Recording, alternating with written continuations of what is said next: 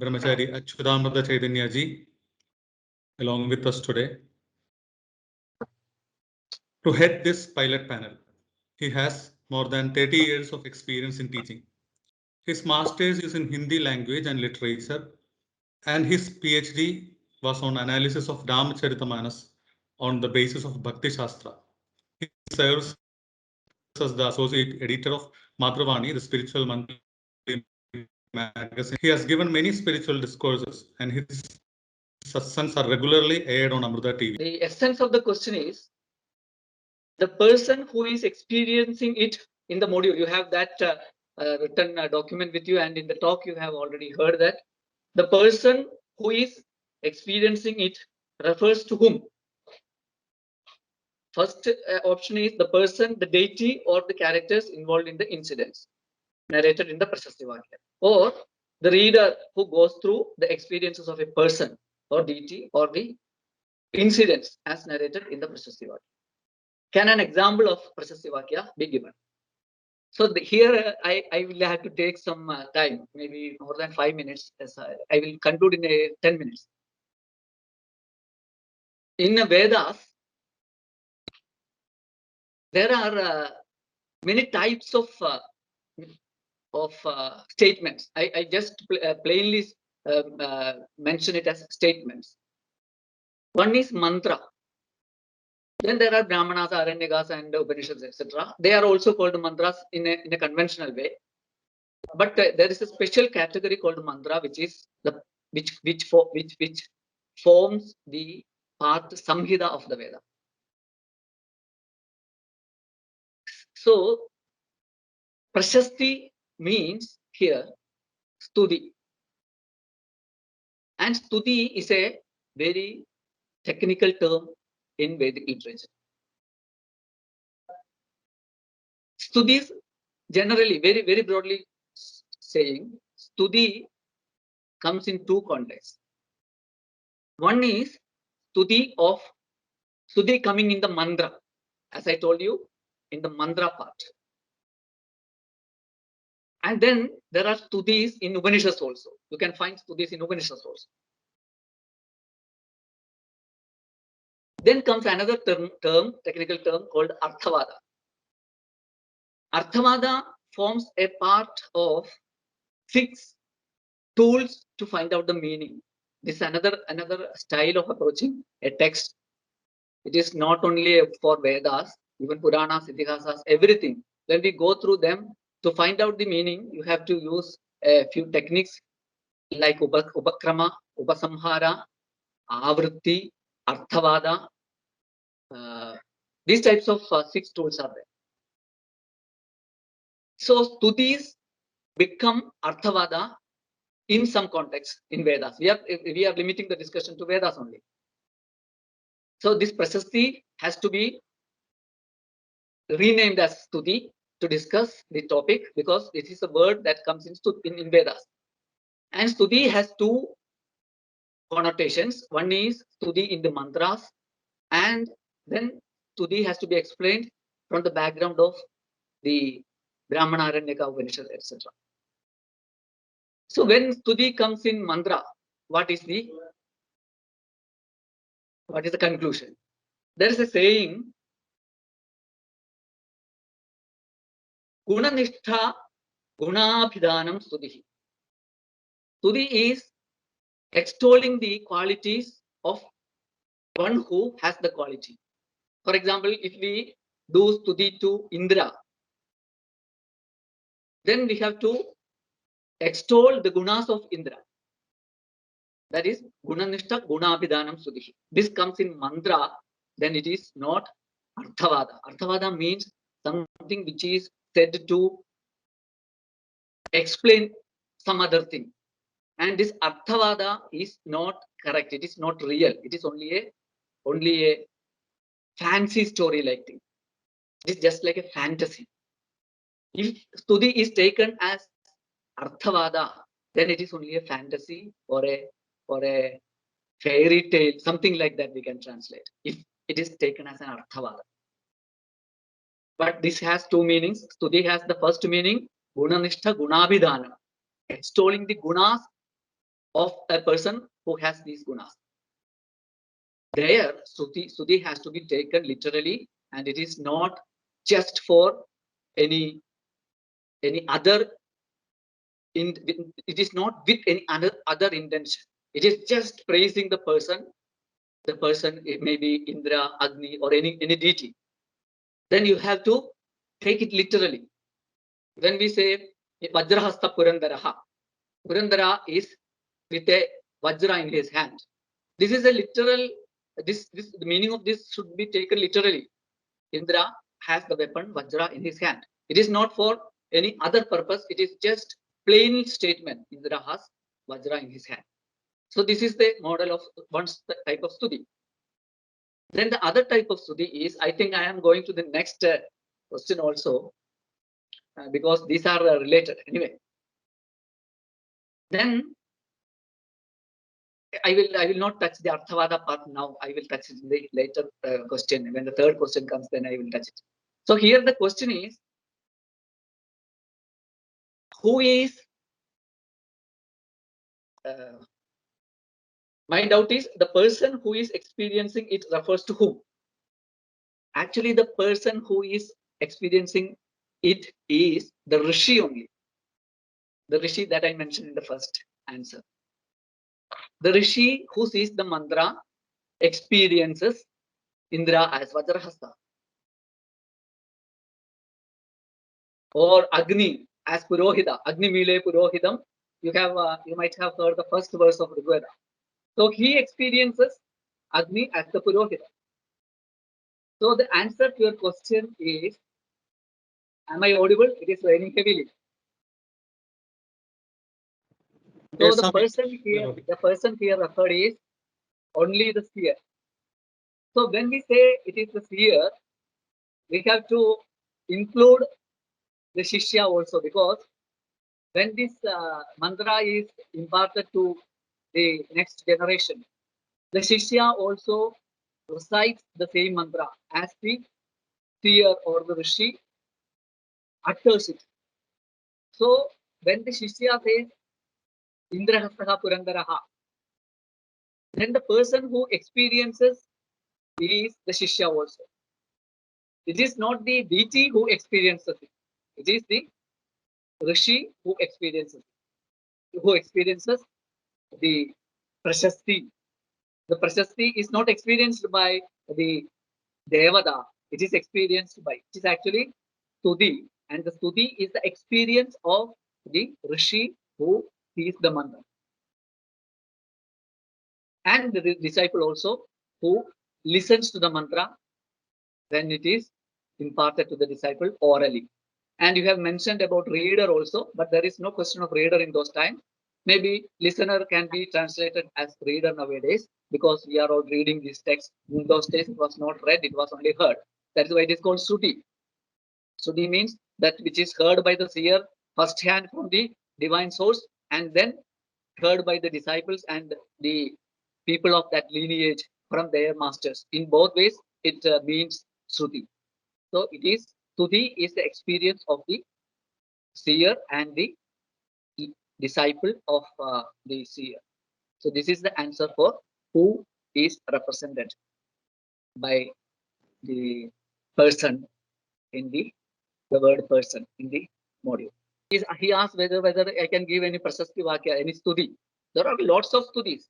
For example, the whole Rudram is a stuti. You might have heard of Rudram. Namah Somaya Shivaya Shivadaraya. This Namah Shivaya comes in Sri Rudram. And there is Jadaveda Seshunavamam, there is this Sri Suktam, there is then many Suktams are there. Lakshmi Suktam, Sri Suktam, Sri Rudram Chamakam, then Purusha Suktam, Purusha Evedagam Sarvam Yadbhudam Yachabhavyam, Tasma Virada Jayada. There is all types of Suktams in the Vedas are examples of this. So now I conclude. There is one more question which was about the Prashasti Vakya. The person who, I mean, when somebody says like, oh, that is great, if it is not based on the exact evaluation, then how should the exact evaluation should be done? If our experience is good, then why should we go for an evaluation? question was that, and also just now we got a message in the Mahabharata students group. Can you give any example of Arthavada? So before we conclude, I think we will get back to Achudanandaji again, and just to get an example of Arthavada and to get some clarification on this question regarding the Prashasti Vakya, the greatness, etc. Over to you, Achudanandaji. Namah Shivaya. So this I mentioned in the the second question. So these are also termed as Arthavadas. These are synonyms in many places. So I will now come to Arthavada.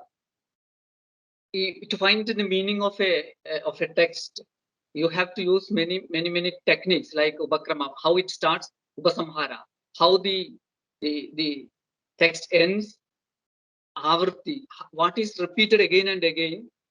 Then there are 6 tools to understand or come to a conclusion of the text given to you. And one of them is Arthavada. So Arthavada is not reality stated. It is not the statement of reality. It is something which is for inspiring the person to do something or to believe something or to understand something.